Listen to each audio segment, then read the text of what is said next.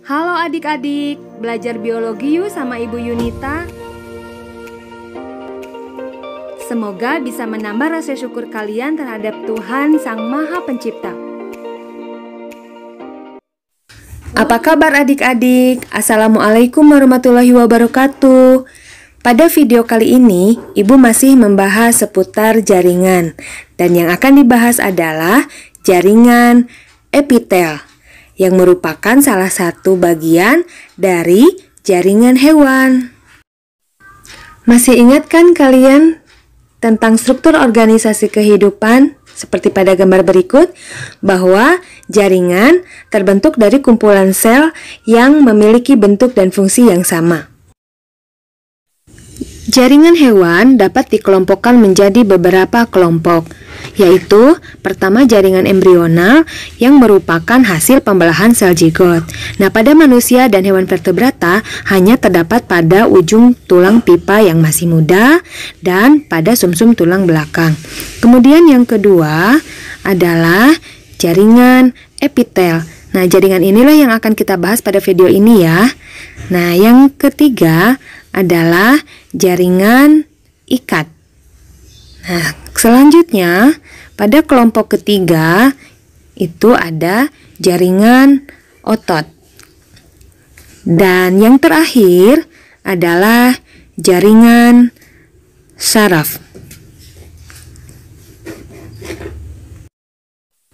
Berdasarkan bentuk dan susunannya, jaringan epitel dibedakan menjadi beberapa jenis. Yang pertama adalah jaringan epitel pipih selapis. Jaringan ini fungsinya berkaitan dengan proses difusi, kemudian osmosis, sekresi, dan filtrasi. Nah, bentuknya seperti ini ya adik-adik. Oke. Nah, berdasarkan fungsinya tersebut, maka jaringan ini bisa kita temukan diantaranya di bagian kapsul Bowman dari ginjal atau pada pembungkus jantung pada selaputnya. Oke. Nah, yang kedua adalah epitel pipih berlapis. Nah, fungsinya berkaitan dengan proses proteksi atau perlindungan. Nah, begini gambarnya. Oke, nah berhubungan dengan fungsi tersebut, maka epitel pipih berlapis ini bisa kita temukan diantaranya di rongga mulut, kemudian pada rongga hidung, dan pada vagina. Selanjutnya adalah epitel kubus selapis. Epitel ini berfungsi untuk sekresi dan pelindung. Nah, bentuknya seperti ini. Oke, nah bisa ditemukan pada lensa mata, kemudian permukaan ovarium, dan saluran nefron pada ginjal. Jaringan epitel selanjutnya adalah epitel kubus berlapis. Fungsinya sebagai pelindung dari gesekan dan pengelupasan, juga sekresi dan absorpsi. Seperti ini ya bentuknya. Oke, terdapat pada saluran kelenjar minyak dan kelenjar keringat pada kulit. Selanjutnya adalah epitel silindris selapis, berfungsi sebagai penyerapan sari makanan, absorpsi, proteksi, juga sekresi sebagai sel kelenjar. Nah, seperti ini bentuknya. Karena fungsinya tersebut, maka jaringan ini bisa kita temukan pada saluran pencernaan kita, misalnya pada jonjot usus, kelenjar pencernaan, dan sel piala saluran cerna.